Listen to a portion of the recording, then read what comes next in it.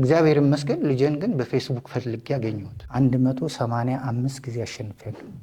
40 ጊዜ ነው ምናምን ሁለተኛ ወጥቻለሁ። 3 ጊዜ ነው 4 ጊዜ ሶስተኛ ወጥቻለሁ። 5 ጊዜ አገር አቀፍ አሸናፊ ሆኛለሁ። አንድ ግንባር ነው ያለን፣ ልንዋጋ ነው የተዘጋጀ ነው። ጠላቶቻችን ናቸው። እነሱን ቀን እየቆጠሩ ነው ወደ እኛን ለማጥቃት፣ እኛም ቀን እየቆጠርን ነው እነሱን ለማጥቃት። በአጋጣሚ ሲላት አዎ አሁን የእናንተን ማይቻለሁ የኔን ማያ አዎ እዚህ ግንባር ነው እዚህ ነው ያለው እና በቃ አመጣለሁ። እንዴት አርገሽ ትመጪ ፈንጂ ምናምን የኛን ግንባር አውቀዋለሁ እናንተ ጋር ችግር እንዳይፈጠር ብቻ።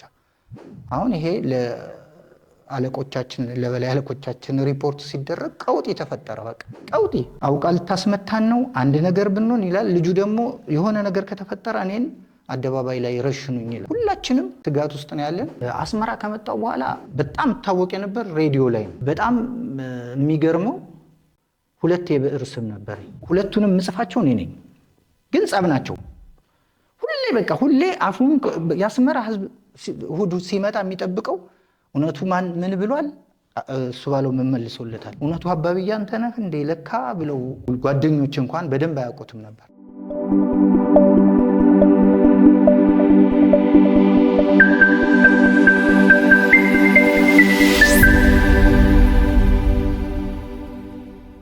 ሰላም ጤና ይስጥልን የንስር አምባ ሚዲያ ቤተሰቦች፣ ይህ ንስር አምባ ሚዲያ እያዘጋጀ የሚያቀርብላችሁ ሀገረኛ የመዝናኛ ፕሮግራማችን ነው። ዛሬ በሀገረኛ ፕሮግራማችን 5 መጽሐፎችን ጽፎ ለአንባቢያን ካቀረበ አንድ ገጣሚና ደራሲ ጋር ቆይታ የምናደርግ ይሆናል። ወደ ፕሮግራሙ ከመሄዳችን በፊት ቻናላችንን ሰብስክራይብ በማድረግ ተወዳጁ እንላለን። ወደ እንግዳችን እንሄዳለን። እሺ እንግዳችን እንኳን ደህና መጣ። እንኳን ደህና ቆያችሁ። እስኪ ራስን አስተዋውቅልን። እሱ ባለው ካሳ እባላለሁ፣ ገጣሚና ደራሲ ነኝ። ፕሮግራማችንን አክብረ እዚህ ድረስ ስለመጣ በጣም እናመሰግናለን። እናንተም አክብራችሁ ስለጠራችሁ እኔም አመሰግናለሁ። አንተ እሺ ወደ መጀመሪያው ጥያቄ እንግባና ጋሽ እሱ ባለው የተወለድኩት የቀድሞ ጎጃም ጠቅላይ ግዛት ደብረ ማርቆስ አውራጃ ደብረ ማርቆስ ከተማ አሁን ሰፈር በምትባል ሰፈር ውስጥ ነው የተወለድኩት። እዛው ደብረ ማርቆስ። የመጀመሪያ ስራ አልነበረም አይደል? መጽሐፍ? አዎ አይደለም። የመጀመሪያ ስራዬ መጽሐፍ አይደለም፣ ያው ትምህርት ነው። ትምህርት ላይ ያለው በአጋጣሚ በ17 ዓመት አካባቢ 10ኛ ክፍል ትምህርቴን አቋርጬ ወደ ውትድርና ሄጄ ነበር። ወታደር ነበር። ውትድርና ያለ ኤርትራ ነበርኩ። እንዴት ነበር ኤርትራ? የኤርትራ ህይወት ያው ከባድ ነው።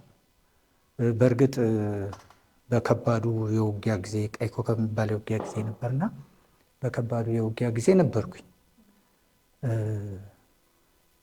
እዛ ነው እንግዲህ ያንን ከባድ የውጊያ ጊዜ አልፌ ቆስዬ ከወጣሁ በኋላ አብዛኛውን ጊዜን በእርግጥ ግንባርም እያለሁ መጽሐፍ ጀምሬ ነበር። ለተለያዩ መጽሔቶች፣ ለተለያዩ ጋዜጦች፣ ለሬዲዮ፣ ለአስመራ ሬዲዮ ፕሮግራም እጽፍ ነበር። እዛው ደግሞ ለመድረክ ለምናምን አቀርብ ነበረ እና በአጋጣሚ ቆስዬ አስመራ መጣሁ። እዛው ሆኜ ቁስለኛ ሆኜ 1-3 ወር ስቀመጥ ከሚዲያው ጋር በደንብ ኮንታክት ማድረግ ጀመርኩኝ እና እዛ በምጽፋቸው አንዳንድ ነገሮች የነበርኩበት የጦር ክፍሌ ስመለስ ወደ ኪነት እንድገባ ኪነት ነበረና የክፍለ ጦሩ ኪነት ወደዛ በደራሲነት እንድገባ እድል ሰጠኝ። ከ1977 ዓ.ም ጀምሮ ወደ ሙዚቀኛ ሻምበል ተቀይሬ ወደ ኪነ ጥበብ ገባሁ። ኤርትራ ላይ እንዴት ነበር ህይወት? ኤርትራ ስንል አሁን በጣም በቃ ለማየት ይሄኛው ትውልድ የሚጓጓላት ሀገር ነችና እንዴት ነበር የኤርትራ ህይወት? በጣም አስመራ በጣም ቆንጆ ከተማ ናት። እነሱ እንደሚሉት ከጣሊያን ሚላኖ ከተማ ጋር ትመሳሰላለች ነው የሚባለው። በጣም የተለየች ውብ ከተማ ናት። ህዝቦቿም ጥሩዎች ናቸው። በነገራችን ላይ እኔም ከኤርትራዊ አንድ ልጅ ወልጃለሁ። እንዲሁ መጽሐፍ እስኪ እንዴት ጀመርክ? ማለት አሁን መጽሐፍ ከበፊት ስራ ጋር ውትድርናና መጽሐፍ ይራራቃል። መጀመሪያ የጻፍክ መቼ ነበር? በእርግጥ ውትድርና ሳልሄድ ነው መጽሐፍ የጀመርኩት። ትምህርት ቤት ሆኜ ጽፍ ነበር። እንደውም አሁን ሳስበው ልቦለድ ወደ ልቦለድ እንዳዘነብል ያደረገኝ በልጅነቴ ትምህርት ቤት አንደኛ ደረጃ ትምህርት ቤት እያለሁ ታዋቂ የፍቅር ደብዳቤ ጸሐፊ ነበርኩኝ እና አነስ ግጥም ያለው ከሆነ 25 ሳንቲም ግጥም የሌለው ከሆነ 10 ሳንቲም 15 ሳንቲም እየተከፈለኝ ይጽፍ ነበር እና ከዛ ይመስለኛል በኋላ ደግሞ በአጋጣሚ የሆነ የመሰረት ትምህርት ዘመቻ ስለነበር 8ኛ ክፍል ነበርኩ ያኔ አባቴ የነበረበት ቦታ አካባቢ ሲሄድ መዝሙር ግጥም የሚሰራላቸው አጣው ወረዳው ሲጨነቃየውና ዝም ብዬ ባቦ ሰጥ መዝሙር ሰራው ዜማውን አንድ መምህር ሰራውና መማር የሚል በቃ ያኔ ሲዘመር ሳየው ወረዳውን በጣም ደስ ሲለው ሲሸልሙኝ በቃ መጻፍ እችላለሁ ማለት ነው ያን በልቤ ይዤው እያለሁ ግን በጣም አንባቢ ነበርኩኝ እህቴ በጣም አንባቢ ስለነበረች እሷን ተከትዬ አንባቢ ነበርኩ ውትድርና ከመጣሁ በኋላ በጣም ነበር የማነበው እኛ ግንባር ሆነን ከተማ ልጆች ይሄን ዕቃ አምጡልን ልብስ አምጡልን ጫማ አምጡልን ሲሉ እኔ መጽሐፍ አምጡልኝ ነበር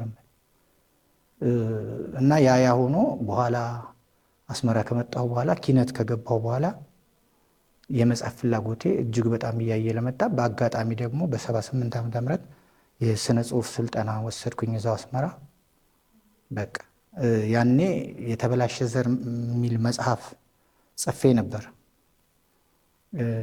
በእርግጥ ያለቀው ከውትድርና ከመጣሁ በኋላ ነው እዛ ግን ተጀምሮ ነበር ለማሳተም ከፍተኛ ፍላጎት ነበረኝ አጠገባችን ብዙ ሰዎች ነበሩ የኛ ወታደሮች ነበሩ የጻፉ ያሳተሙ እነ ክፍሌ አቦቸር እነ መቶ አለቃ ክፍሌ አቦቸር የሚባሉ ሲሳይ ንጉሱ በአጋጣሚ ከአስመራ ከአዲስ አበባ ዩኒቨርሲቲ ተመርቆ መጽሐፉን አስመርቆ እዛ ነበር የመጣና የተመደበ ለመምህርነት እና ኮርስ ሲሰጥም እሱ ሰጥቶኛል ኮርስ የነሱን ፍላጎት ሳይ የመጽሐፍ ፍላጎቴ በጣም ከፍተኛ ነበር ግን ያለንበት ሁኔታ ብዙም እንትን የሚል ስላልነበረ የሚመች ስላልነበረ ኪነትን ብንሆን ሁሌ ጦር ሜዳ እንሄዳለን ጦሩን እንቀሰቅሳለን ለውጊያ እናዘጋጃለን ከውጊያ ሲመለስ እናዝናናለን ያ ስላለ ትኩረት በሙሉ ለጦሩ የሚሆኑ ነገሮች ላይ እንጂ ሌሎች ነገሮች ላይ ብዙም አልነበርኩም ከፍቅር ደብዳቤ መጽሐፍ ወደ ውትድርና ግን ከቆሰልክ በኋላ ነው እንግዲህ የሙሉ ጊዜ ስራ አድርገህ ጽሁፍ ላይ የመጣው ምን ይመስል ነበር ሂደቱ ከውትድርና ወጥቶ ወደ ጽሁፍ መግባት እዛ ስትገቢ ያው ለመድረክ የሚሆኑ አጫጭር ነገሮችን ነው የምሰራው ለዜማ የሚሆን ግጥሞችን ነው የምሰራላቸው ለመድረክ የሚነበቡ ረጃጅም ግጥሞች ወታደራዊ ግጥሞችን የጀግንነት ግጥሞችን ነው እሰራ የነበረ ያም ሆኖ በጣም በከተማው ውስጥ በጣም ታወቅ ነበር በጣም ነበር የምታወቀው በመቀስቀስ ህዝብን በማለት በተለይ ደግሞ በ1983 አካባቢ ይመስለኛል ሬዲዮ ላይ በጣም የታወቁበት አንድ ጽሁፍ ነበረ ለቀድሞ ጠቅላይ ሚኒስትር ያኔ ታጋይ ነበር ግንባር ለጠቅላይ ሚኒስትር መለስ ዜናዊ አንድ ደብዳቤ ጽፌ ነበር የሰላም ደብዳቤ ይድረስ ላይ ይዋ መለስ የሚል እና እሱ ከተነበበ በኋላ በቃ ብዙዎቹ ወደ ጽሁፍ እንደምመጣ ይነግሩኝ ነበር በተደጋጋሚ በአንድ ሳምንት ውስጥ 7-8 ጊዜ ተነቧል በጣም ጥሩ እንትን የሰላም እንትን ስለነበረ ግን ድርሰት ነው እንደ ድርሰት ተደርጎ ነው የተሰራው አላስታውሰውም እኔ አይደለሁም ያነበብኩትም በጣም ረጅም ዓመት እኮ ነው 83 በጣም ረጅም ነው ወዲያው ተፈናቀል መጣሁ ወደ ሀገር የመጣሁ እግዚአብሔር ይመስገን በህይወት ተርፌ መጣሁ ለአንድ ዓመት ምንም ነገር አልሰራሁም መጀመሪያ መጽሐፍ ለምንጭ ነበር ህትመት የሞከርኩት 85 ዓመተ ምህረት ከመጣሁ በኋላ ህትመት ይሄን ያልኩሽን ገጽ 55 አይደለም የጀግናው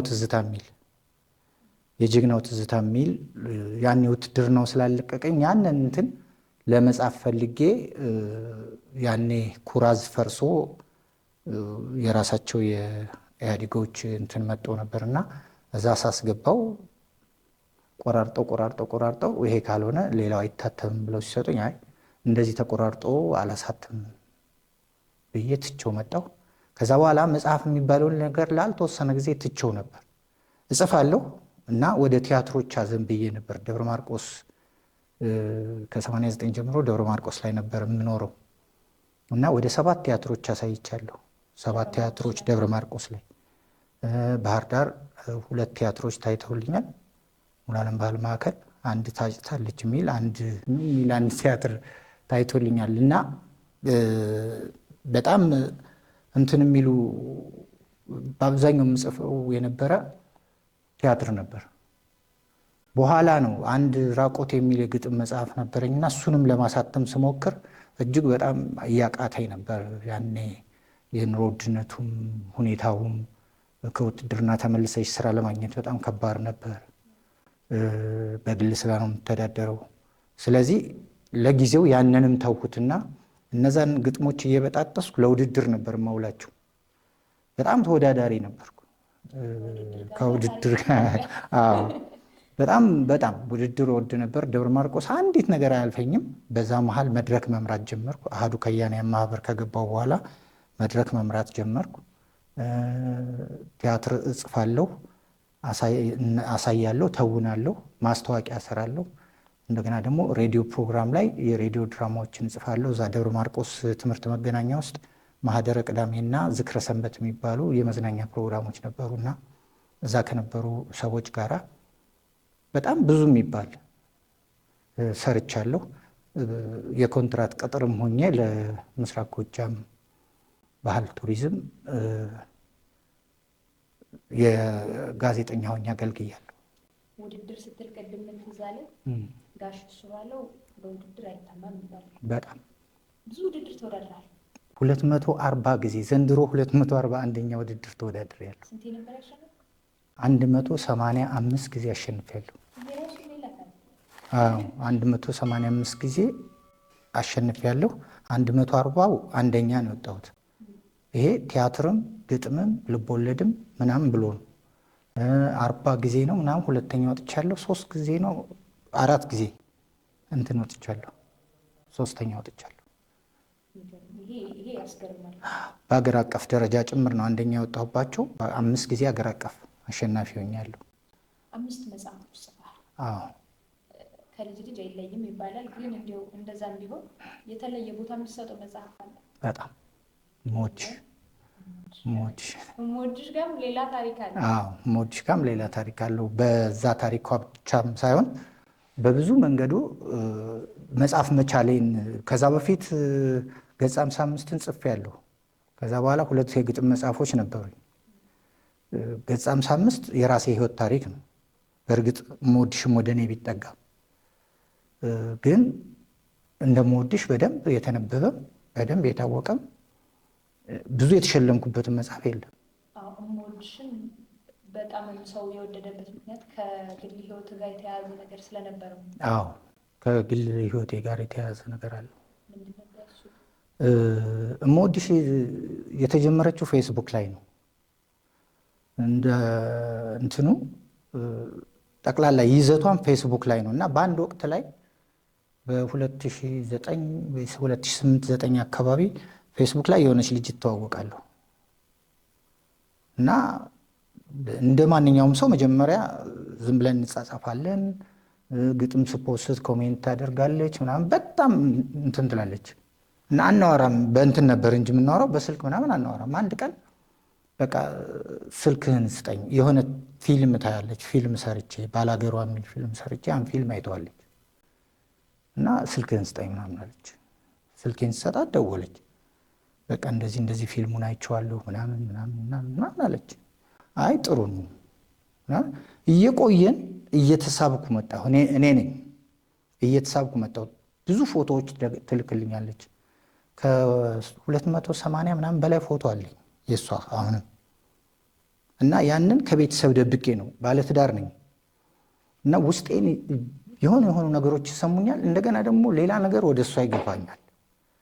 ስንል በቃ አዲስ አበባ ናና እንተዋወቅ ምናምን። እንዴት ብዬ አዲስ አበባ መጣ ሄዳለሁ? እሺ እላታለሁ፣ ዋሻታለሁ። ብዙ ነገር እንትን እላታለሁ። መጨረሻ ላይ በቃ ፍጥጣል። አይ አሁን የሚመች ነገር አይደለም ምናምን ሲባል በመሀል እንትን ወጣ፣ ገጽ 55 መጽሐፍ ወጣና ፋና ላይ ሲተዋወቅ አይተዋለች። ፋና ላይ ሲተዋወቅ አበደች በቃ። አሁን ይሄ ነገር እኔም ወከባ ውስጥ ሆንኩኝ። እዚህ ስነ ጽሁፍ አለ፣ እዚህ በጎ አድራጎት አለ፣ እዚህ ቤተሰብ አለ። ማታ ትደውላለች፣ ማታ የት ትገቢያለሽ? ስልኬ ሁሌ ሳይለንት ነው፣ ስልኬ ሁሌ ከእጅ አይለይም።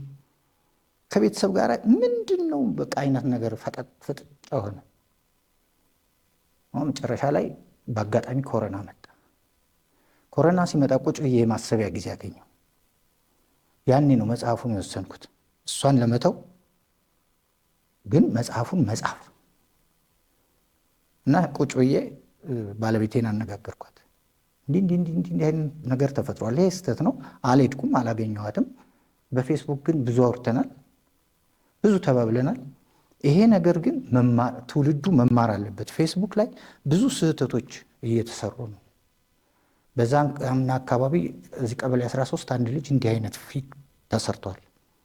የእሱን ስለሰማው ነው መሄድ ያልፈለግኩት እንጂ ምክንያት ፈጥሬ መሄድ እችል ነበር። አሁን ልጁ ቤቱን ንብረቱን ሸጦ አንድ ልጁን ትቶ ንብረቱን አካፍሎ ሄዶ እዛ ሲሄድ ባዶ የለችም ልጅት እና ተቀምጦ አይቼዋለሁ፣ አግኝቼዋለሁ። እኔ ራሴ ተክለ ሃይማኖት ቤተክርስቲያን ጀርባ ነው ያለ። ያን ካየሁ እንትን ከሰማሁ በኋላ ምንም እንትን አላልኩም፣ አላንገራገርኩም። ወደ መጽሐፉ ነው የገባሁት። ግን ልጅቷን ላለመተው እየሞከርኩ ነው። አሁን ኮሮና መሀል ላይ የተወሰኑ ምዕራፎችን መጀመሪያ ምዕራፎችን ጻፍኩና ኮሮና እንትን ይፈታ እያለ ሲመጣ የእሷ ምና ማለት በረታ። አንድ ቀን ጠዋት ነው ስራ ልገባ ማሪስቶፕስ ሰራ ነበርና ስራ ልገባ ስል ስልክ ደወለች። ምንድን ነው ስላት እንደ ኤርፖርት መጥቻለሁ ናና ውሰደኝ። አሁን ምን ትያለሽ? ምንም የምትይው ነገር የለም። እሺ አልኩና ስልኬን ጥፍጥፍጥፍጥ ታረኩና ወዲያው ወርውሬው ስራ ገባሁ። በቃ ልጅ ትንከራተት ብላለች። ያን ታሪክ በኋላ ነው የሰማሁት፣ መጽሐፉ ላይ ወጣል። በእርግጥ ልጅ ትንከራተት ብላ አዴት ቤተሰቦች አሏት። አዴት ሄዳ በነጋታው ተመልሳ ሄዳለች። ጠዋት እኔ ስልኬን ስከፍተው ስልኳን ብሎክ ነው፣ ፌስቡክን ብሎክ ነው፣ ምኑን ብሎክ ነው፣ ሁሉም ነገር ብሎክ አድርገዋለች። በቃ እኔ ያገረሽብኝ የኔ ያገረሽ። አሁን በቃ ስህተት ነው ግን አንደኛ እድሜ ያለ፣ ሁለተኛ ምንም እንትን አለ። በቃ ብጽፍ ምንም እንትን ፌስቡክ ላይ መጻፍ ጀመርኩ። እዛ ላይ የምጽፈውን መጽሐፉ ላይ ጽፈዋለሁ። አሁን ባለቤቴ ጽሁፉ እየተቀየረባት ስትመጣ ነብር ሆነች። በቃ የመጨረሻ ላይ የመለያ ጥያቄ አንለያይ ምናምን እያልኩኝ ቆየን እስከ ሰኔ ምናምን አካባቢ። ሰኔ ምናምን አካባቢ ስፖንሰር ተገኘና መጽሐፉ ማተሚያ ቤት ገባ። አታሳትመውም ማለች። እኔ ደግሞ አሳትመዋለሁ። እንግዲህ አብረን አንኖርም። ያ የራስ ጉዳይ ነው። ትውልድ በዚህ መጽሐፍ እንዲያስታውሰ ይፈልጋሉ። ይህንን ገበና ይዘማ ከኔ ጋር ይህን ገበና አደባባይ አውጥተ ከኔ ጋር አልኖርም። ምኑ እንዳይቀር ከእንግዲህ ስህተቴ ነው። ስህተቴን በሙሉ መማር አለበት ትውልዱ። ይሄ ትውልድ በዚህ ካልተማረ፣ በእኔ ካልተማረ በመቼውም አይማርም። በፌስቡክ ወደድኩሽ እያበደ ነው የሚያልቀው። ስለዚህ እኔ ወደ ቀልቤ ተመልሻለሁ። መጽሐፍ አድርጌዋለሁ። አብቅቷል። እኔና የእሷ ነገር በቃ አያበቃም ምናምን ተባለ። መጽሐፉ ታተመ። ፍርድ ቤት ቀረብ። ለዳኛዋ ሰጠዋቸው። ሌው ብለው አንድ ቀን 2 ቀን ቀጠሩ። ምንድን ነው ችግሩ ሲሉ ምንም፣ ይሄ እኮ ትውልድን ያስተማረበት። በእርግጥ እኔ ማለቱ እሱ ባለው እኮ አይልም፣ ስሙ ሌላ ነው። የልጁም አይ የኔንም እንትን እዛ ላይ አክፍቷል ምናምን አለች። በቃቸው እንደውም አልፈልግም አለ። ተለያየን። መጽሐፉ ሊመረቅ የነበረበት ሐምሌ 23 ነበር። በክሱ ምክንያት ተውኩትና ነሐሴ 29 ተመረቀ። አዎ የሚገርም ታሪክ ነው። ለጥበብ እንግዲህ እዛ ድረስ ሂዶ ትዳርን እስከ መምታት ድረስ የሚያደርስ የመጽሐፍ ፍቅር ነው። ከዚህ እስኪ እንድንወጣ አንድ ግጥም ምን ግጥም ላንብልሽ? የጠላቴ ውለታ። ጠላቴ ደግ ነው ለእኔ ይጨነቃል፣ በመጥገቤ ያዝናል በራቤ ይስቃል። ሁልጊዜ እያሰበ በጣም ያዝንልኛል፣ ስለት አስቀምጦ በደነዝ ያርደኛል። ደሞ ዛሬ ባሰ ውለታው ተሰማኝ፣ የእሱን ሙሉ ይዞ የኔን ኩርማን ቀማኝ። ታሪኩ በጣም የእውነት እኔ እየገረመኝ ስለሰማሁ እንትን ልቤን ወሰደ። ስለ ትችት ምን አይነት ሀሳብ አለ? ማለት አሁን እንደዚህ አይነት መጽሐፎችን ስትጽፍ ትዳሩን በመፍታትህ እንኳ ብዙ ትችቶች ይኖራሉ። ስለ ትችት ያለ ሀሳብ እኔ ምንም ስተች እንደውም ብርታት ነው የሚይዘኝ። ስህተቴ ከሆነ ስህተቴን አርማለሁ። ምናልባት የምወድሽ ላይ ወደ የሆነ አንድ ምዕራፍ አለ ትችቶችን ያስተናገድኩበት። ፌስቡክ ላይ ስጽፍ ኧረ የሽማግሌ ፈነዳ፣ ኧረ ቤት ያለችው እንዳሰማ ማት የሚባሉ ነገሮች አሉ። እነዛም በሙሉ አስፈራቸዋለሁ እና አያስፈራኝም። ምንም ሊያስተካክልሽ ነው። የማይገባ ትችት ከሆነ ደግሞ ትዘየዋለሽ፣ ታልፊዋለሽ። የሚገባ ከሆነ ትቀበዩና ታስተካክያለሽ። አዎ ስህተቴ ነው ይሄ። ይገርምሻል። አሁን ሞድሽ ብዙ ሰዎች የሞድሽ መጨረሻ ምን ሆነ፣ ትዳርስ እንዴት ነው የተፈታው? የትዳሩ መፈታት እዛ ላይ የለም። በብዛት በሚዲያ ነው እንደዚህ የተሰማው። እና አሁን አግብተሻል ላሉ የሚል አንድ ሌላ መጽሐፍ አለ በቅርብ የሚታተም የምወድሽ መጨረሻና የእኛ ትዳር እንዴት እንደተፈታ። የምወድሽም አግብታለች በነገራችን ላይ እዚህ መጣለች። አልተገናኘንም፣ ላገኛትም አልፈልግም። ትዝታዋ ብቻ ይበቃኛል። የተወሰነ ጊዜ እናወራ ነበር። ሰዎች አስታርቀውን ወስደው መጽሐፉን ሰጠዋት። አስታርቀውን በስልክ እንድናወራ ተደርጎ እናወራ ነበር እና የሆነ ሰዓት ላይ ናና አባቴን ጠይቀዋል። አሁን እኮ ነገሮች በሙሉ በቃ ትዳርክን ፈታል ተብሏል። ከፈታ አይቀር እኔም መጥቻለሁ፣ እዚህ ሆቴል ከፍቻለሁ አዴት ናና አይሆንም፣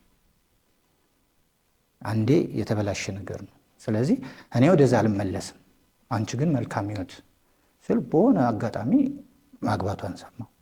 አሁን ደግሞ መውለዷን ሰማሁ። አግብተሻል አሉ ብዬ እኔ ቀጠልኩ። መጽሐፉ ሌላም የህይወት እንትኖችን ይዟል። ከራስ ህይወት አትወጣም ወይ የምትይው መነሻሽ ራስሽ ነው።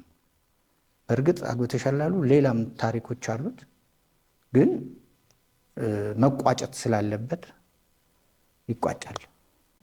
አንድ ግጥም አለ ባህር ዳር ከነማ ወደ ፕሪሚየር ሊግ ሲገባ አይደል? ባህር ዳር ከነማ ወደ ፕሪሚየር ሊግ ሲገባ እሱ ታሪክ ባህር ዳር ከነማ ወደ ፕሪሚየር ሊግ አርፎ እንግዲህ ብዙዎቹ ገጣሚነቴን ይጠብቁታል።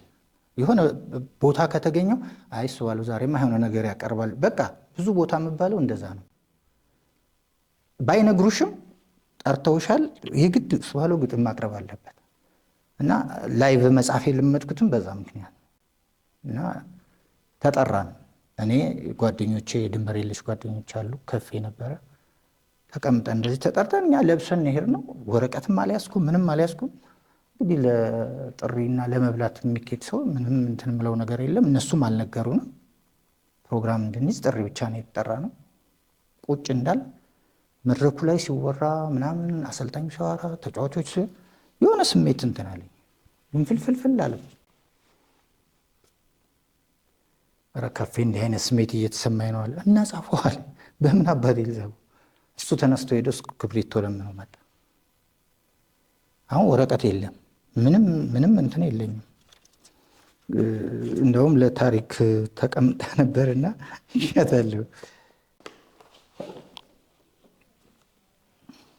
እና ይቺ ናት። በዚህ ነው የተጻፍኳት እና ይሄን ለታሪክ ዝም ብዬ አስቀምጨዋለሁ። ብዙ ሰው እንትን ይላል እና በዚህ የተነሳ እንደውም የሆነ መድረክ ላይ የገጣሚያን ከንቲባ የሚል ማዕረግ ተሰጥቶኛል።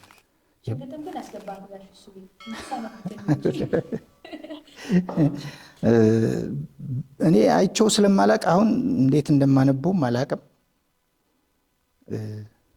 የእውነት ነው ትግሉ ልክ በመዝሙራቸው ሲስተም ነበር የጻፍኩትና ያኔ አንብቤዋለሁ። በእርግጥ የእውነት ነው ትግሉ ያ ሁሉ ተጋድሎ የሜዳው ላይ ፋኖ በኢትዮጵያ ይሰማል በሜዳው ሲያገሳ ባህር ዳር ላይ ሆኖ የህዝብ እምነት ይዞ የቆመ ደጋፊ እንኳን ፕሪሚየር ሊግ ለዓለም ይጓዛል ሆኖ ለኢትዮጵያ ከፊት ተሰላፊ ማን ይቆማል ፊቱ ድምፁ ከተሰማ የጣና ሞገድ የባህር ዳሩ ልጅ ባህር ዳር ከነማ የአበሻዊቱ ልጅ ባህር ዳር ከነማ ስማችን ነውና የኛ መገለጫ ከርሞን እንወስደዋለን ያን ታላቁን ዋንጫ እንኮራለን ሁሌም በእናንተ በጣና ሞገዶች በበላይ ራሶች የዘመን ፀሐዮች የኛ ብቻ ናችሁ የአበሻ ብርሃን የከነማ አንበሶች የተጋድሎ ፍሬ የህዝብ አርማ ናችሁ አኩርታችሁናል እንኳን ደስ አላችሁ ድጋፋችን ሁሌም ከቶ አይለያችሁ ነው። እንደዛ ነው የሚል ግን ያኔ ባነበብኩበት ሰዓትና አሁን ረስቷለሁ።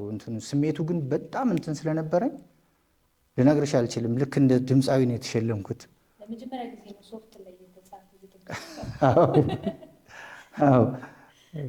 እንግዲህ ብዙ የህይወት ውጣ ውረዶችን አሳልፈሃል በመጽሐፍ ውስጥ በውትድርና ውስጥ። አሁን ደግሞ እንግዲህ አዳዲስ የሚመጡ ገጣሚያን አሉ፣ ጸሐፊያን አሉ።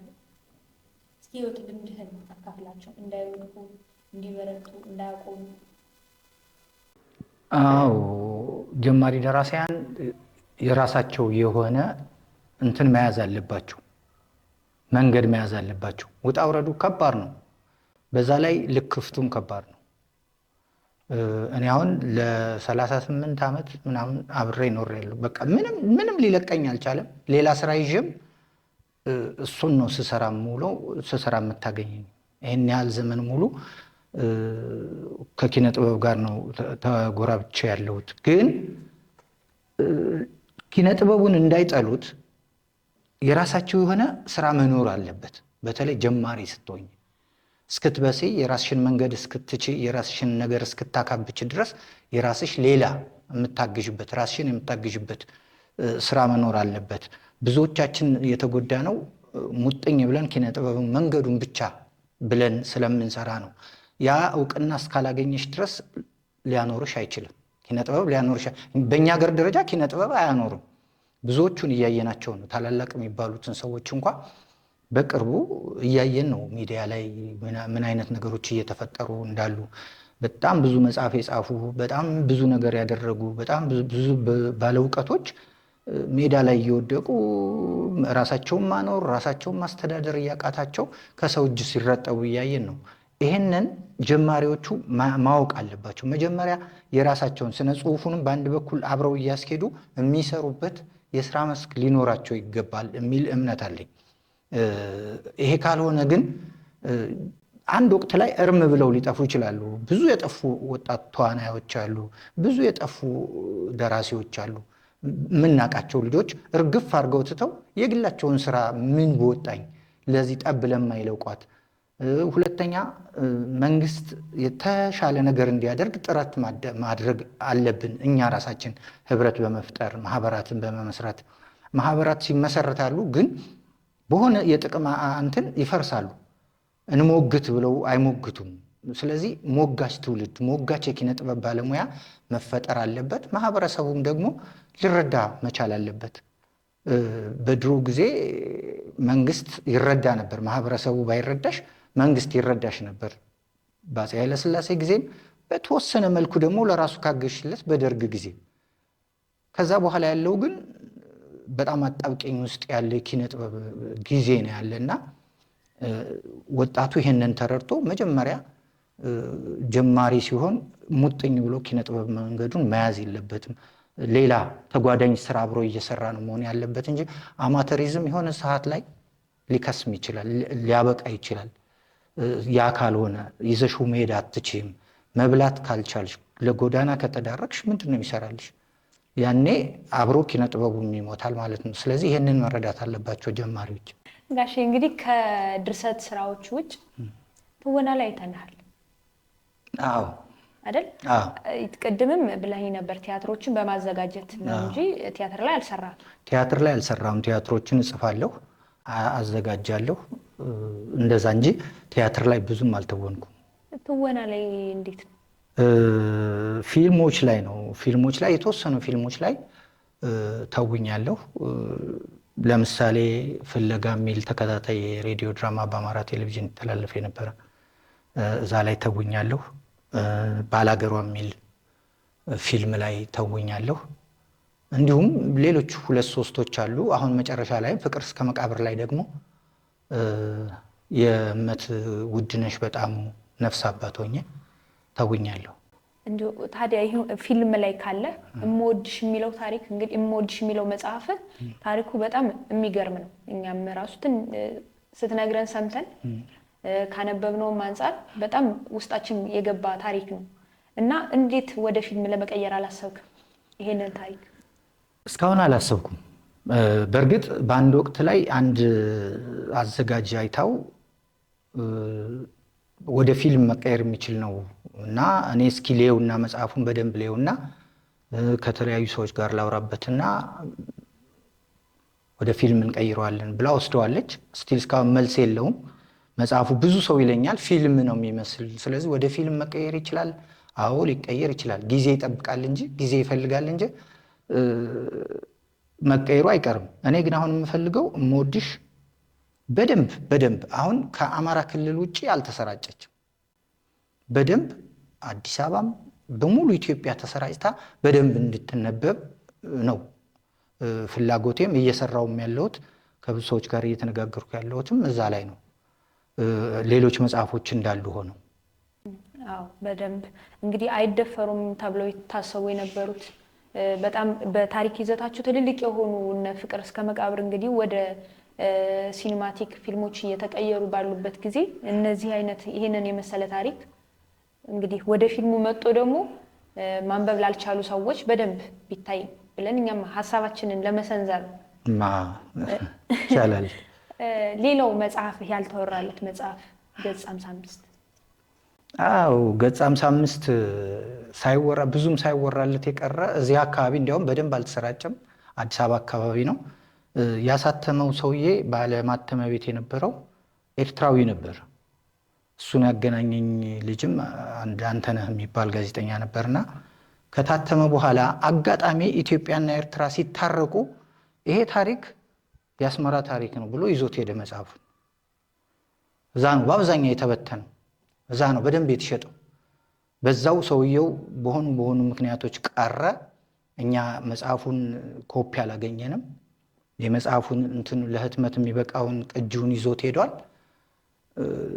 እንደገና ለመጻፍ እዚህ ያለውን ለመጻፍ ጥረት እያደረኩ ባለበት ሰዓት አሁን ግን ሰውየው በአጋጣሚ ከአስመራ መጥቶ አዲስ አበባ ይገኛል። አውርተናል። ኮፒውን ማስረክቦልኛል ለዛ እንትን ላለው ልጅ እንደገና ይታተማል ብዬ አስባለሁ። እሱ በመላው እንትን የወታደሮች ማስታወሻም ስለሆነ በደንብ ታትሞ ቢሰራጭልኝ በጣም ደስ ይለኛል። የብዙ ወታደሮች ታሪክ ነው። የኤርትራ ታሪክ ነው። የውጊያ ታሪክ ነው። የመከራ፣ የስቃይ፣ የደስታ፣ የድል ታሪክ ነው እና የተለዩ ታሪኮችም ደግሞ የተፈጠሩበት ታሪክ ነው። በቃ ፊልም የሚመስሉሽ ታሪኮች ሁሉ ተፈጥረዋል እዛ ውስጥ። እኛም አጋጣሚ ሆኖ ገጽ 55ን የማንበብ እድሉ አልነበረን አላገኘንም እና ብዙ ስንሰማ ግን ታሪኮቹ በጣም እንትን ነው ማለት እውነተኛ ታሪክ ነውና ትንሽ እስኪ እንትን በልና ንገረንና አጓጓን እስኪ። ከዛ ውስጥ አንዱ ምዕራፍ ልጥቀስልሽ። አንድ ምዕራፍ አለ። እኔ በዛ በውትድርና ውስጥ መጀመሪያ ላይ እግረኛ እያለሁ የመገናኛ ባለሙያ ነበርኩ። ሬዲዮ መገናኛ ነበር የሚይዝ የውጊያ መገናኛ እና እዛ ውስጥ ያሉ ስታፎች ነበሩ ወደ 8 ምናምን የምንሆን። አንድ ጓደኛችን የትግራይ ልጅ ነው እና እሱ የሆነ ሁሌ ሬዲዮ እየጎረጎረ በቃ ከጠላት ሬዲዮ እንትኖች ጋር ያወራል ወይ ይሳደባል ወይ ምናምን ይላል፣ በትግርኛ ያወራል እና በሆነ አጋጣሚ ከሆነች ሴት ልጅ ጋራ ይተዋወቃል እና ያችን ልጅ ጋራ መልካም ወሬ ነው የሚያወሩት። ሁሌ በቃ ሰዓት ይቀጥራታል። ሁሌ ጠብቆ እንትን ብሎ ሄዶ ከፍቶ ሬዲዮን ያወራታል እና ብዙ ጊዜ የትግራይ ተወላጅ ስለሆነ በነበረው ሁኔታ ውስጥ አመራሮቹ ይጠረጥሩት ነበርና አረ ይሄ ልጅ እንደዚህ እያደረገ መረጃ እንዳይሰጥብን ምናምን አይነት ነገር ይባል ነበር። እሱ ግን የለም መረጃ አይደለም ሌላ ስራ እየሰራው ነው፣ እኔ ከሷ መረጃ እየተቀበልኩ ነው፣ ልጅቷን ወደዚህ ላመጣት ነው የምፈልገው ምናምን አይነት ነገር ይላል። እና እውነት አይመስልሽም ነበር። ቆይቶ ግን ከ2 ከ3 ወራት በኋላ አንድ ቀን በቃ ልጅቱ ልትመጣ ፈቃደኛ ሆናለች። እንዴት ነው የምትመጣው? ግን የት ግንባር እንዳለች አይታወቅም ምናምን ተባለ። እና እንዴት እንለየዋ? የት ግንባር እንዳላችሁ ለመለየትማ ማታ ከዚህም ጥይት መተኮስ ወደ ሰማይ ያለበት አብሪ ጥይት የምንለው የሚበራ ጥይት አለ። እሱ ከነሱም ከቻለች ማስተኮስ አለባት ምናምን ተባለና ቆሞ ያወራታል። ሬዲዮን ይዞ እያወራት ጥይት ተተኮሰ፣ ከኛ አብሪ ጥይት። ትንሽ ቆይቶ ከነሱም ጋር ተተኮሰ። ለካ ፊት ለፊት ናቸው ያለው። ምልክት ተሰጣጣ ማለት ነው። እና አንድ ግንባር ነው ያለን፣ ልንዋጋ ነው የተዘጋጀ ነው። ጠላቶቻችን ናቸው። እነሱም ቀን እየቆጠሩ ነው ወደ እኛን ለማጥቃት፣ እኛም ቀን እየቆጠርን ነው እነሱን ለማጥቃት። በአጋጣሚ ሲላት አዎ አሁን የእናንተን ማይቻለሁ የኔን ማያ አዎ እዚህ ግንባር ነው እዚህ ነው ያለሁት እና በቃ እመጣለሁ። እንዴት አድርገሽ ትመጪ? ፈንጂ ምንም የኛን ግንባር አውቀዋለሁ እናንተ ጋር ችግር እንዳይፈጠር ብቻ። አሁን ይሄ ለአለቆቻችን ለበላይ አለቆቻችን ሪፖርት ሲደረግ ቀውጢ ተፈጠረ። በቃ ቀውጢ አውቃ ልታስመታን ነው አንድ ነገር ብንሆን ይላል። ልጁ ደግሞ የሆነ ነገር ከተፈጠረ እኔን አደባባይ ላይ ረሽኑኝ ይላል። በቃ ተማምኖባታል። እኔ እንዴት እንደተማምንባትም አላቅም። ሁላችንም ስጋት ውስጥ ነው ያለን። አሁን አለቆቻችን በሉ እስኪ ይሞከር ችግር የለም ታሪክም ሊሆን ይችላል ለክፍለ ጦሩ ታሪክ ሊሆን ይችላል ምናምን ተብሎ የተወሰነ ጦር መጥቶ እኛ ጋር ተደረበ ተጨማሪ ጦር እና በነጋታው ማታ ከምሽቱ 4 ሰዓት ጀምሮ እንደምትመጣ ተናገረች። ሬዲዮ ይዘን ቆመናል። በአጋጣሚ እኔም ስለነበርኩ የመገናኛ ኃላፊ ስለነበርኩኝ ቆመናል። ሬዲዮ ተከፍቶ እዛ ተቀምጧል። እሱ ያወራታል ለእኛ እንዲሰማ ተደርጎ፣ እሷም እያወራች ነው በሹክሹክታ እየመጣሁ ነው እዚህ ጋር ደርሻለሁ እያለች መጨረሻ ላይ በብርሃን ታየች። ልክ ስትታይ በቃ ሽብር ሆነ። አሁን ምንድነው ከጀርባ ሌላ ወታደሮች ተከትለው ማጥቃት እንዳይሰነዝሩ ነው። ስለዚህ ግራና ቀኝ የነበረው ወታደር ተበተነና እሷን ከበባት። ያኛውን ቢመጣ ለመከላከል ግን ምንም የመጣ ነገር የለም። መጣች ልጅቱ መሃል ስትገባ እጅ ወደ ላይ ተባለች። ያላትን ነገር አስረከበች። ግን መጣ የጠየቀችው ማንን ነው? ገብሬን ነው። ገብሬ ታለ ነው ያለች በትግርኛ ሀበይ ገብሬ ትላለች። አሁን መጥቶ እሱ ሲይዛት በቃ ምንም የለም። እንደውም ከህግ ውጪ ጥይት ተተኮሰ። መጣች ገባች፣ የደስታ ጥይት ገባች። ያቺ ልጅ ጋራ በቃ ከሱ ጋር ካልሆነ በስተቀር የትም ቦታ አልሄድም አለች። እንግዲህ ምርኮኛ ናት። ሄዳ ትምህርት መውሰድ አስመራ ሄዳ ትምህርት መውሰድ አለባት፣ ታድሶ መውሰድ አለባት ምናምን። በተአምር እሱ አብሮኝ ካልሄዳ አልሄድም አለች። ላገባውን የመጣሁት አገባዋለሁ፣ ምንም ማድረግ አይቻልም። ሄደ። ይሄ ታሪክ ሲሰማ ላይ ያሉት ዋና አለቆቻችን በጣም ነው የተገረሙት። ለልጁ 3ኛ ጀግና ሜዳይና የሙሉ መቶ አለቅነት ማድረግ ተራ ወታደር ነው። ባንዴ ሙሉ መቶ አለቅነት ነው የተሰጠው። እዛው ብለው እዛው ጦሩ ደግሶ አጋባቸው እዛው አስመራ። እና ይሄ ታሪክ እዛ ላይ ሰፍሯል። ያው እንዳወራዎች ባይሆንም ብዙ ሁነቶች አሉ። እነዛን ተጨምረው ተጽፈዋል። እኔ ባጭሩ እንዲሆን ነው ለሚዲያ እንዲሆን ነው። ቶሎ አምጣልን ገጽ 55 እና እንዲህ አይነት ታሪኮች አሉ፣ ብዙ ታሪኮች አሉ። ሌላም አንድ ጉራጌ ልጅ ታሪክ አለ። እሱ የሚያሳዝንሽ ውጊያ ላይ መገናኛ ሲመረጥ ማን ነው ግንባር ቀደም መሄድ ይባላል። ግንባር እፊት መገናኛ ይዞ ከአዋጊው ጋራ የሚገባ ሲባል ያኔ ወጣቶች ነን ምናምን ሁሉም ሲተያይ ያ ልጅ ብድግ ብሎ እጁን ያወጣል። ሁሌም አረሳውም። እሱ ምንም አላለም። እጁን ሲያወጣ ትሄዳለህ? አሁን እሄዳለሁ። ቆይ እስኪ ምናምን ሌሎች ምናምን ይባል። በተአምር ነው የሚሄደው። እና ጉራጌ አፉ በጣም እንትን ነው፣ ጉራጌ ነው። ልክ እንደዛ ብሎ እሺ ተዘጋጅ ምናምን ተብሎ ተዘጋጅቶ ሬዲዮ ተሰጦት ትጥቅ ተሰጦት እንግዲህ 11 ሰዓት ልንሄድ ነው ወይ 10 ሰዓት ነው ውጊያ የሚጀመር። እዛ ሊሄድ ወደዛ ወደ ግንባር ሊሄድ ሲዘጋጅ ያለው ነገር በህይወት እንትን አይልም። አንድ ነገር ልንገራችሁ አለም ጓደኞቹ የሆነች ደብዳቤ ጽፎ ለዋና አለቃችን ሰጠው። እኛን ግን ምንድን ያለን ጉራጌ በሞተ በ7 ዓመቱ ብር ይዞ ይመጣል ትላለች እናቱ የሚል የጉራጌ ዘፈን አለ። እናቴ 7 ዓመት ሙሉ እንዳትጠብቀኝ ከተሰዋሁ በአስቸኳይ ለእናቴ ንገሩልኝ። እንደተፈራውም ተሰዋ እና ያ ታሪክ እዛ ላይ ሰፍሯል። በእርግጥ ያሰፈርኩበት መንገድ በጣም እንትን ነው የሚል እሱ ጋር ስደርሺ እዚህ ጋር ያለው ታሪክ ሌላ ደግሞ የፍቅር ታሪኮች አሉ። ወታደር ሲያፈቅር ጭፍን ነው። እዛው ሚንስ ቤት የመጡት ልጆች ወይ ደግሞ እዛ አካባቢ ያሉት ዘላኖች አሉ እና እንደዛ የነሱንም ባህል ወግ አንዳንድ ስህተቶችንም እኛ የሰራናቸው ስህተቶች ከነሱ ጋር የሚፈጠሩ ግንኙነቶች ላላስፈላጊ መስዋዕትነት ሁሉ እንትን ያሏቸው ወታደሮች አሉ። በዛ ውስጥ ደግሞ የነበሩትን ውጊያዎች፣ ስቃዮች፣ አንዳንድ ተራራዎች ሲያዙ እኔ የቆሰልኩበት መንገድ ብዙ ነገሮች አሉ። እንደውም እዛ መጽሐፍ ላይ አሁን እዚህ መናገር የማልፈልገው አንድ ፍንጭ ሰጥቼ ነበር። በእርግጥ መጽሐፉ ስላልተነበበ ያን ፍንጭ የሚያውቀው ሰው የለም። ያነበቡት ሊያውቁት ይችላሉ ወይም ዝም ብለው ሊጠራጠሩ ይችላሉ። የዛን ታሪክ የዛን ፍንጭ ታሪክ አሁን እየጻፍኩት ነው ያለው። አሁንም ለሚዲያ ግልጽ ማድረግ አልፈልግም።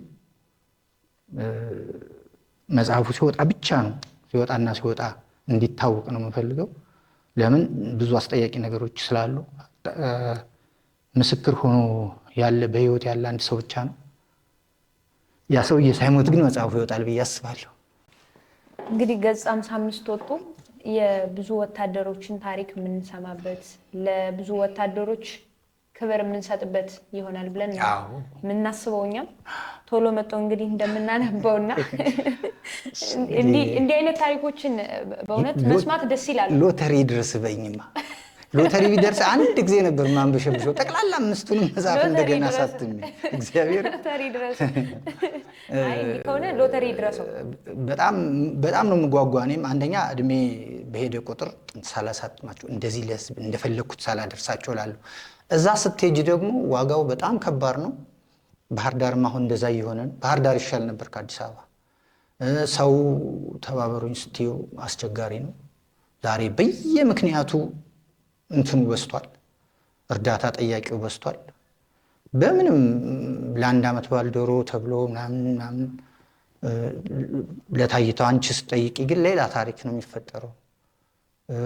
ብዙዎቹ በበጎ አድራጎት የሚሰሩ እንትኖች ስላሉ እነዛ ስለሚከብዱ እኔ ደግሞ ለእንደዚህ አይነት እንትን አይደለሁም። ብዙ ነገሮች ስለሚያጥሩ እንጂ እነዚህ መጽሐፎች አሳትሞ የሚሸጣቸው ባገኝ እኔ ምን 5 ሳንቲም አልፈልግም። ለህዝብ እንዲደርሱ ብቻ ነው የምፈልገው። ባህር ዳር ላይ ግን እንዲያሚያደርግልሽ ሰው የለም። አዲስ አበባ ምናልባት አሉ እየተባለ ነው። አሁን ብዙ ሰዎች እያነጋገሩልን ነው።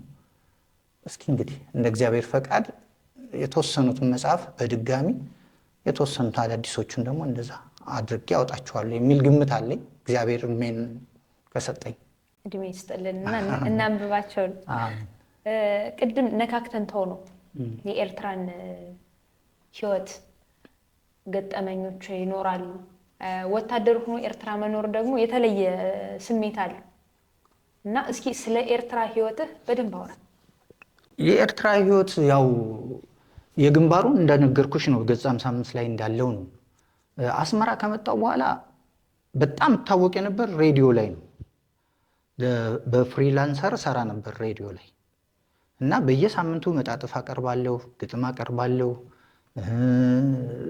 የነሱን ፕሮግራሞች አብሬ እሰራለሁ። እንደገና ደግሞ ሌላ የወታደራዊ ሬዲዮ ጣቢያ ነበር፣ እዛ ላይ እሰራለሁ። በጣም የሚገርመው 2 የብዕር ስም ነበረኝ። እሱ ባለው ካሳ በትክክለኛው መንገድ የምሰራበት እና አንድ እውነቱ አባብያ የሚል ሁለቱንም ምጽፋቸው እኔ ነኝ፣ ግን ጸብ ናቸው። ሁሌ በቃ ሁሌ አፉን የአስመራ ህዝብ እሑድ ሲመጣ የሚጠብቀው እውነቱ ምን ብሏል፣ እሱ ባለው ምን መልሶለታል፣ እሱ ባለው ምን መልሶ እውነቱ ምን አለ ነው። ያንን ጠብቀሽ ለማስሄድ እጥረው የነበረው ኢሹ ነበር እንፈልግ። በጣም ብዙ ኢሹዎች አሉ እዛ ደግሞ የኑሮ ውድነቱ አለ፣ ባህል አለ፣ ወግ አለ፣ እንደገና ይሄ የወታደሩ ህይወት አለ። ያን ይዘሽ በየሳምንቱ በጣም የሚጠበቅ የማረሳው ገጠመኝ እሱ ነው።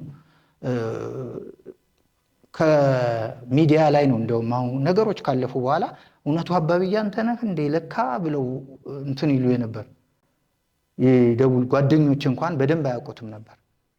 እዚህ መጥቼም አንድ መጽሐፍ አዘጋጅቼ ነበር የሆነ በ80ዎቹ ምናምን አፄ በጉልበቱ የሚል ግጥም መጽሐፍ አለኝ ያልታተመ እና በእውነቱ አባብያ ነበር ሊታተም የነበር የሆነ ሰዓት ላይና ግን በአጋጣሚ ቀረ። ትንሽ ከባድ ሆነና ፖለቲካ ግጥሞች ናቸው ያሉበት። እንደዛ ነው። በነገራችን ላይ አንድ ሌላ ታሪክ ልንገርሽ። ያዛ ገጠመኝም ብቻ ሳይሆን የግጥም ገጠመኝ ሁለት ግጥም መጽሐፎች አሉ ብዬሻለሁ። ሁለቱም ለሁለት ጠቅላይ ሚኒስትሮች የተጻፉ መጽሐፎች ናቸው። እሺ፣ ለጠቅላይ ሚኒስትር መለስ ዜናዊና ለጠቅላይ ሚኒስትር አብይ አህመድ የተጻፉ መጽሐፎች ናቸው። ጠቅላይ ሚኒስትር መለስ ከሞቱ በኋላ ስለተጻፈ ሚስታቸው እንጂ እሳቸው አላዩትም። ሚስታቸውና የነበሩት አመራሮቻቸው ያውቁታል።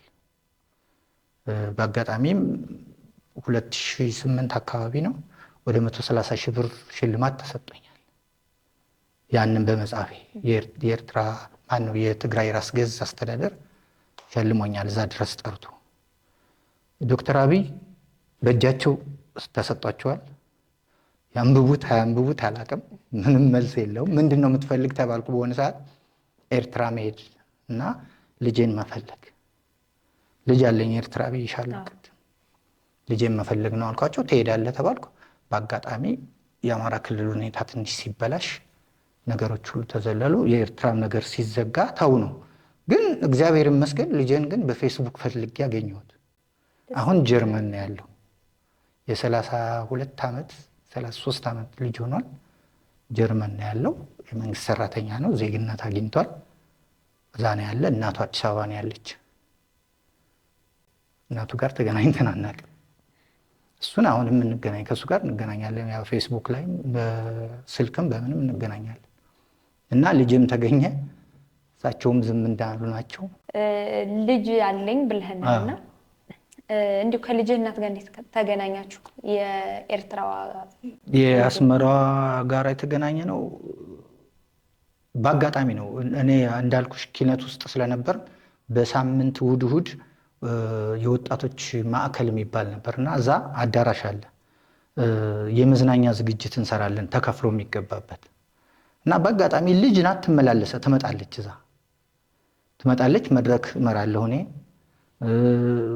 እንዳሁን አልነበርኩም። አሁን ዝምተኛ እየሆንኩ መጥቻለሁ። ያኔ አክቲቭ ነበርኩና ስትወጣ ስገባ ያታለሁ እና አንድ ቀን ብር አልያዘችም እና ትኬት ብር አልያዝኩም አስገቡኝ ምናምን እያለች ስትጨቃጨቅ እኔ ስመጣ አገኘኋት። ምንድን ነው ስል እንደዚህ ነው።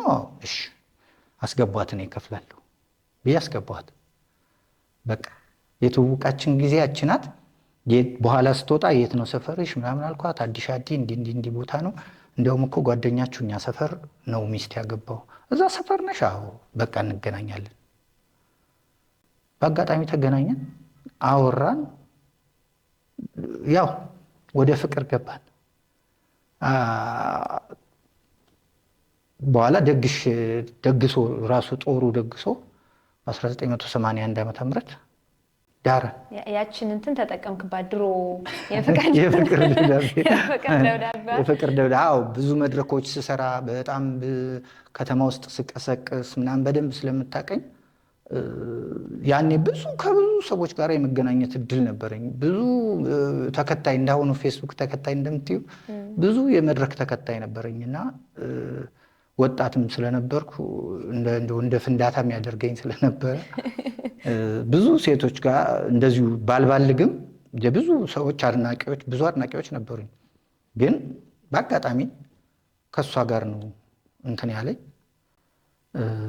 እግዚአብሔር የፈቀደው በ81 አገባኋት። 82 ወለደች፣ ወንድ ልጅ ወለደችልኝ። 83 ተለያየን። ከዛ በኋላ ተገናኝተንም አናውቅም። ከስንት ዓመት በኋላ ማለት ነው? አሁን ልጅን ያገኘሁት በ2010 ግንቦት አካባቢ ነው። እንግዲህ ወደ 27-28 ዓመት በኋላ ነው ያገኘሁት። እንግዲህ ወደ ፕሮግራማችን መጨረሻ እየደረስን ነውና ማስተላለፍ የምትፈልገው መልእክት ካለ? ማስተላለፍ የምፈልገው መልእክት ይህን ፕሮግራም የሚከታተሉ የሚያውቁኝ፣ በእኔ የሚተማመኑ ብዙ ሰዎች ይኖራሉ ብዬ አስባለሁ። በዝምታ ውስጥ ያሉ ከቻሉ እንደው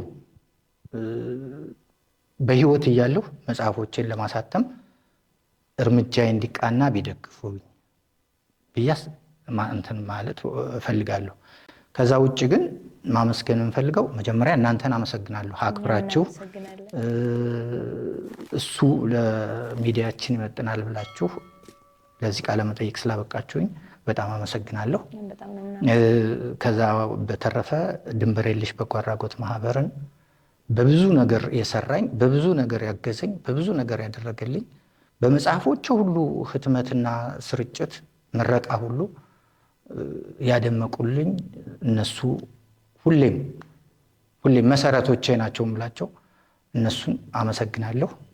ወንድሜ ከፍ ያለው እሸቴ እዚህ ባይኖርም ባለበት ለሁሉም ነገሬ አመት ባሌ ነው፣ ልጄ ነው፣ እንደ አባት ነው የሚያስብልኝ። አመት ባሌ ነው፣ ልብሴ ነው። ስቲል የምጽፍበት ላፕቶፕ እንኳ እሱ ገዝቶ የሰጠኝ ላፕቶፕ ነው እና እሱንም ባለበት እግዚአብሔር እንጠብቀው፣ ልጆቹን እንዲያሳድግለት እንዲሁ አመሰግነዋለሁ። በተረፈ በሁሉ ነገሬ ሁሉ በየትኛውም ቦታ በቆምኩበት መድረክ ሁሉ የሚያበረታቱኝ፣ የሚያሞግሱኝ፣ ስህተት ስሰራ የሚነቅፉኝ ጓደኞችን በሙሉ አመሰግናለሁ። እኛም እንግዲህ በጣም እናመሰግናለን። ይሄ ግጥም ሰሞኑን የተጻፈ ለአባይ ነው የተጻፈ። ይሄንን ባነበው ይሻላል። ወይ ፍንክች አባቱ ልጅ እኮ የማን ቃል ነው ስብዕናዬን የሚንድ? የማን ደፋር አባባል ነው የክብሬን ሂሳብ የሚያቀል ከድምር በታች የሚያወርድ? የማንን ዝላል ነው መድረሻ ቢስ ዋልጌ አንተ ብሎ የሚጠራኝ ያለ ንግስ ማረጌ? ኩሽ ነህ ወይስ ምስር ጊዜራዊ ነህ ጠጥለቃሚ? ያስዋን ድልብ ልበ ድፍን የበረሃ ትክልት አልሚ? በደጀ ውሃ በቅለህ በእናቴ አጽም ደለል ፈጣሪህን የምትሸጥ በመጋቢህ ጣት የምታሾል ገዳይና ትርካሽ ማና አንተ አጉራሽ ነካሽ? እኮ ማነ ተናገራ በጀግና ወግ በጎበዝ ሕግ በሊሃ ባድማው ላይ ጎራው ስትል ስታቅራራ? የማንን ርስት ማን ይሰጣል? በጊዮን ለመጣ እንደው ሀበሻ ሞት ይመርጣል። በደም የተጻፈ ነው የአባይ ጽናት የእምነት ቃሉ። ከብረት የጸናለት የአበሻ ልጅ ደም ስር አባይ የኢትዮጵያዊነት አሻራ ሚስጥር። የቃል ማህተም ውል ማህደር ዓለም ነግታ እስክትመሽ እስከ ምጽአት የማይሻር። እኮ ማነው ይሄ ደፋር በደም ስሬ የሚዶልት የተንኮል ቋት የጠብ ቀመር? የእልፍ ዘመን ማነቆ ድንበር ከላይ ቀይ መስመር። ዘመን ጥሎት ጋልቦ አለቅ ብሎት ጋግርቱ ጥበትና ጭቦ ተጣብቆ እንደ ሙጫ የአባቶቹን ከንቱ አባባል ትላንት ላይ ተደግፎ ዛሬ ጥሎት ይጋልባል። እኮ ድረስ አሁን ፈጥነህ ጦማር ልኬ ከተቀጠርኩህ ከፍልሚያው ስፍራ ጉባ ቆሜያለሁ። ፈረስ ሜዳው ተዘጋጅቶ ያንተም መድረስ ብቻ ጠብቃለሁ። እንግዲህ ይሄው ድረስ ቀዩን መስመር አልፌያለሁ። ዓይንህ እያየ የአባይ ግድብ ተጠናቆ ንጋት ሐይቅን ፈጥሬያለሁ። ወይ ፍንክች አባቱ ልጅ ግስላ ተወልጃለሁ። ዛሬ እንደሁ አይቀርልህ እንዲህ ክብሬን እንደረገጥክ የአባትክን ቀን ሳልሰጥህ ውርድ ከራሴ ነው ቱ መወለድክን ትረግማለህ። ሀገር አድባር ይቀየመኝ ትውልድ በዋጅ ይርገመኝ። ዘመን እሳት ሆኖ ወላፈኖ ያስጠጋኝ። ዛሬ ለአንተ ተራራሁ የአባቴ አጥንት ይውጋኝ። እውነት እውነት እልሃለሁ በዚህ ሁሉ እየሳብል ካየኸኝ የእምነት ዕዳዬ ካላኮራኝ እኔ ኢትዮጵያዊ ሀበሻም አይደለሁ ውሻ ብለህ ጥራኝ። አባይ የሀበሻ ዙፋን ነው ዘውዱን የጫነበት ቱባ ጥበቡን ከትቦ ሀበሻ የማለበት ኢትዮጵያም የምድር አፍ ከዓለም ሁሉ ውሃ ማርጣ የገነትን ውሃ ጊዮንን የምትጠጣ እኮ ድረስ ጎራው በለኝ በላ ድረስ ልፋረድህ ቀስቴን ባንገት ሰንቅሬ በሰላ ሰይፌ ላወራርድህ የአዲስ ትውልድ አደራዬን ትኩስ ቃሌን ተቀበለኝ ታሪክ ዳግም ይመስክር የአባቱ ልጅ በለኝ። አመሰግናለሁ። ወኔ የሚያሞቅ ነው የሚባለው። ወኔ የሚያሞቅ እንግዲህ እዚህ ድረስ መጣህ ይህን የመሰለ ፕሮግራም ይህን የመሰለ ቆይታ ስለሰጠን በጣም ነው የምናመሰግነው። ይህን ፕሮግራም የምትከታተሉ በሙሉ የሚያስፈልገውን ነገር አድርገን የተለያዩ መጽሐፎች አሉ ገና ህትመት ላይ ያልበቁ መጽሐፎችን አሳትመን እኛም እንግዲህ ነገጽ 55ን አግብተሻል አሉ የሚል መጽሐፍ አሁን በሂደት ላይ ነው። ከዚህ በፊት ታትሞ እንግዲህ በገበያ ላይ የሌለ ደግሞ ገጽ 55 የሚል መጽሐፍ አለው። እነዚህን መጽሐፎች አሳትመን ደስ እንደምናሰኘው አምናለሁ። እንግዲህ የዛሬው ፕሮግራማችን ይሄንን ይመስል ነበር። ጥሩና አዝናኝ ቆይታ እንዳደረግን ተስፋለን። ፕሮግራሙን አዘጋጅቼ ያቀረብኩላችሁ እኔ ቤተልሔም ሰማ ነበርኩ። ቻናላችንን ሰብስክራይብ እያደረጋችሁ ተወዳጁን እንላለን። እስከ ሳምንት፣ መልካም ሳምንት።